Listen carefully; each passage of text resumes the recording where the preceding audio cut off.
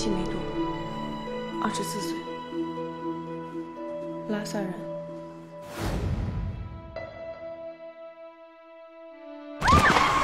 撞人了！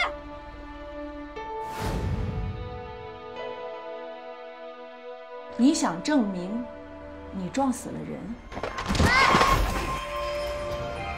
你叫什么名字呀？嘎嘎。孩子送来的时候已经昏迷了。你见过？嘎嘎迷茫着等的那种。你们快看噻，有彩虹门！要是能连续穿过羊湖的7道彩虹门，就能进入佛陀世界。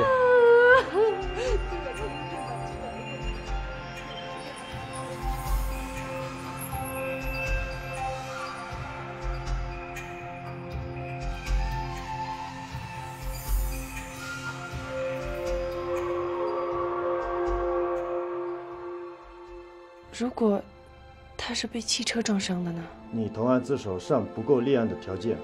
妹，俺没对妹。没有原告，就不可能有被告。哪有自己说自己是杀人凶手的？要不，就算了。真的？还不是为了拯救你的爱情幸福。姐姐，我要走了。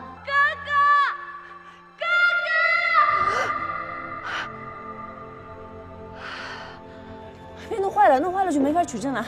我就是想弄清楚嘎嘎究竟是怎么死的。我马上回去把那个撞坏的方向杠找回来。免哈呢，嘎嘎给我帮了，到姐姐边学去，这若是那这个人呗？有啊，有人看到，这不是照咱俩呢吗？我想，如果换成我也肯定会去自首的。然后干年没的，然后这年没了，咱们等个月呗。看多啊！然后干嘛？咱们等个月啊！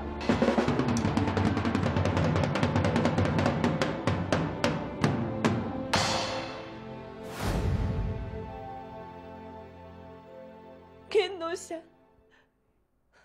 你他妈眼놓下，自己所做的事情一定要承担，一定要承担。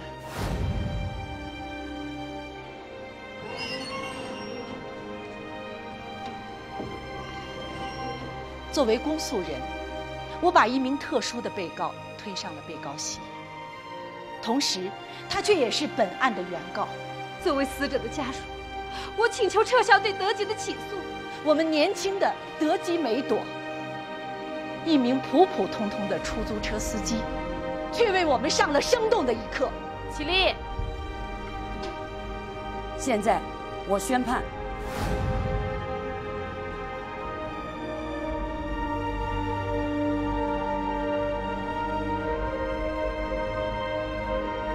嘎嘎。